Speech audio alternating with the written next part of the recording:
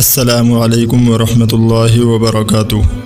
روایت ہے کہ حضرت داؤد علیہ السلام کی قوم کے 70,000 آدمی عقبہ کے پاس سمندر کے کنارے ایلا نامی گاؤں میں رہتے تھے، اور یہ لوگ بڑی فراخی اور خوشحالی کی زندگی بسر کرتے تھے۔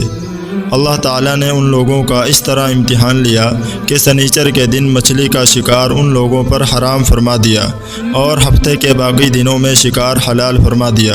مگر اس طرح ان لوگوں کو آزمائش میں مبتلا فرما دیا کہ سنیچر کے دن بے شمار مچھلیاں آتی تھیں اور دوسرے دنوں میں نہیں آتی تھی۔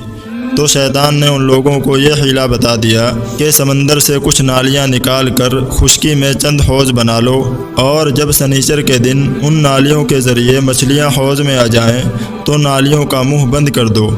اور اس دن شکار نہ کرو بلکہ دوسرے دن آسانی کے ساتھ ان مچھلیوں کو پکڑ لو۔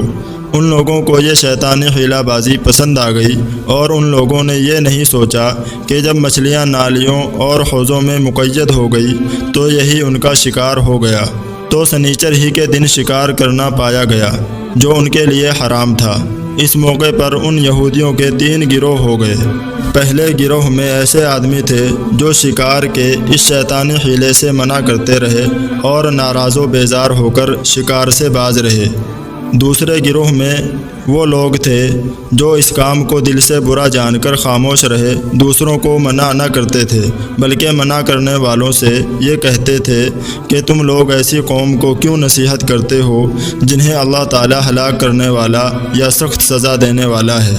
اور تیسرے گروہ میں وہ سرکش و نافرمان لوگ تھے جنہوں نے حکم خداوندی کی اعلانیہ مخالفت کی اور شیطان کی حیلہ بازی کو مان کر سنیچر کے دن شکار کر لیا اور ان مچھلیوں کو کھایا اور بیچا بھی۔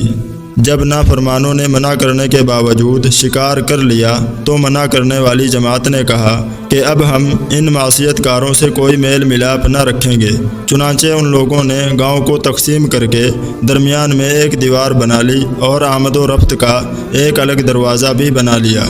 حضرت داؤد علیہ السلام نے غضبناک ہو کر شکار کرنے والوں پر لعنت فرما دی۔ اس کا اثر یہ ہوا کہ ایک دن خطا کاروں میں سے کوئی باہر نہیں نکلا،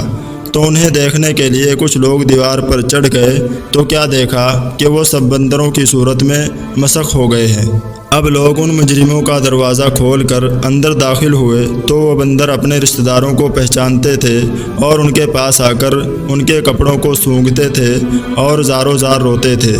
مگر لوگ ان بندر بن جانے والوں کو نہیں پہچانتے تھے۔ ان بندر بن جانے والوں کی تعداد 12,000 تھی۔ یہ سب 3 دن تک زندہ رہے اور اس درمیان میں کچھ بھی کھا پی نہ سکے، بلکہ یوں ہی بھوکے پیاسے سب کے سب ہلاک ہو گئے۔ شکار سے منع کرنے والا گروہ ہلاکت سے سلامت رہا، اور صحیح قول یہ ہے کہ دل سے برا جان کر خاموش رہنے والوں کو بھی اللہ تعالیٰ نے ہلاکت سے بچا لیا۔ اس واقعے کا اجمالی بیان سورہ بقرہ کی اس آیت میں ہے، جس کا ترجمہ یہ ہے: اور بے شک ضرور تمہیں معلوم ہے کہ وہ جنہوں نے ہفتے میں سرکشی کی تو ہم نے ان سے فرمایا کہ ہو جاؤ بندر دھتکارے ہوئے۔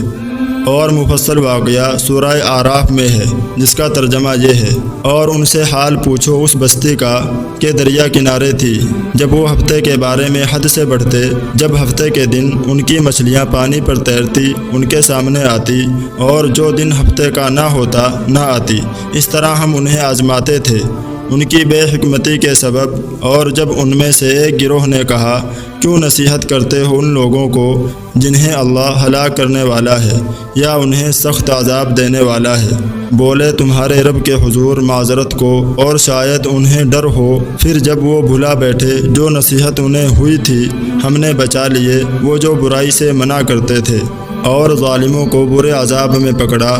بدلہ ان کی نافرمانی کا۔ پھر جب انہوں نے ممانعت کے حکم سے سرکشی کی ہم نے ان سے فرمایا ہو جاؤ بندر دھتکارے ہوئے۔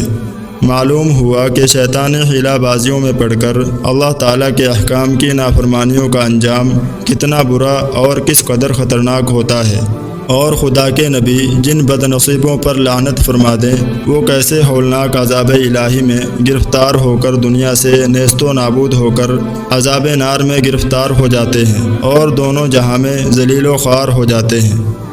کاش اس واقعے سے مسلمانوں کے قلوب میں خوف خداوندی کی لہریں پیدا ہو جائے اور وہ اللہ و رسول کی نافرمانیوں کی پگ ڈنڈیوں میں بھٹکنے سے منہ موڑ کر صراط مستقیم کی شاہ راہ پر چل پڑیں اور دونوں جہانوں کی سر بلندیوں سے سرفراز ہو کر اعزاز و اکرام کی سلطنت کے تاجدار بن جائیں۔ آمین۔